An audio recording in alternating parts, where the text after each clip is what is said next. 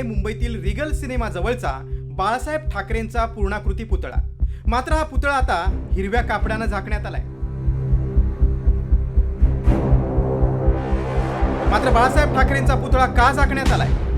बाळासाहेब ठाकरेंची जयंती जवळ आलेली असताना हा पुतळा का झाकण्यात आलाय? पुतळा झाकण्यामागे आचारसंहितेचं कारण आहे की दुरुस्तीचं, असे अनेक प्रश्न निर्माण झाले.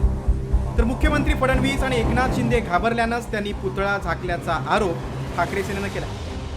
बाळासाहेबांचा तुम्ही पुतळा झाकताय, पण निवडणूक आयोग इतका मूर्ख आहे की बाळासाहेबांचे फोटो आम्ही पाठी बॅनरवर लावतोय.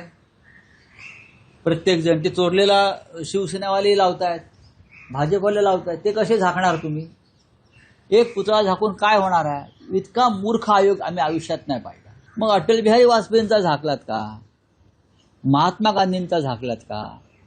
टिळक सुद्धा काँग्रेसचे अध्यक्ष होते एकेकाळी, त्यांचा झाकलात का? सांगा ना, कोणाचे झाकले आणि बाळासाहेबांचेच का झाकले? याचं उत्तर द्यावं लागेल. मी वैयक्तिक आमच्या पक्षातर्फे सांगतो, बाळासाहेब ठाकरेंचा पुतळा झाकता कामा नये या मताचे आम्ही आहोत.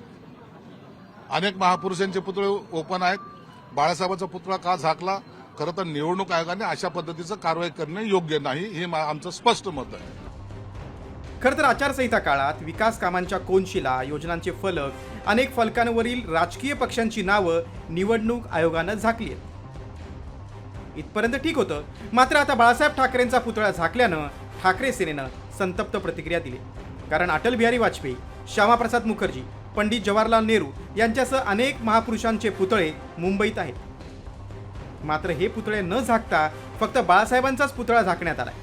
यावरून संतप्त प्रतिक्रिया उमटायला सुरुवात झाल्यानंतर हा पुतळा दुरुस्तीसाठी झाकण्यात आल्याचं सांगण्यात आलंय. या ठिकाणी बांधण्यात आलेला बाळासाहेब ठाकरे यांचा पुतळा सध्या हा बंद करण्यात आलेला आहे. आपण बघतोय की दुरुस्तीच्या निमित्तानं या ठिकाणी हा पुतळा या ठिकाणी झाकला असल्याची माहिती सध्या मिळत आहे. 23 जानेवारीला बाळासाहेब ठाकरे यांचा जन्मदिवस आहे आणि त्या निमित्तानं या ठिकाणी या पुतळ्याची डागडुजी करण्यात येत असल्याची माहिती सध्या अधिकृतरित्या सध्या देण्यात आलेली आहे.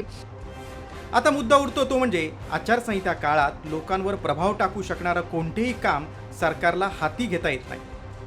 त्यातच आता बाळासाहेबांचा पुतळा दुरुस्तीच्या नावाखाली झाकण्यात आला असला तरी ऐन महापालिका निवडणुकीच्या रणधुमाळीत हा मुद्दा गाजण्याची शक्यता आहे. मात्र त्याचा महायुतीलाही फटका बसण्याची शक्यता वर्तवली जाते.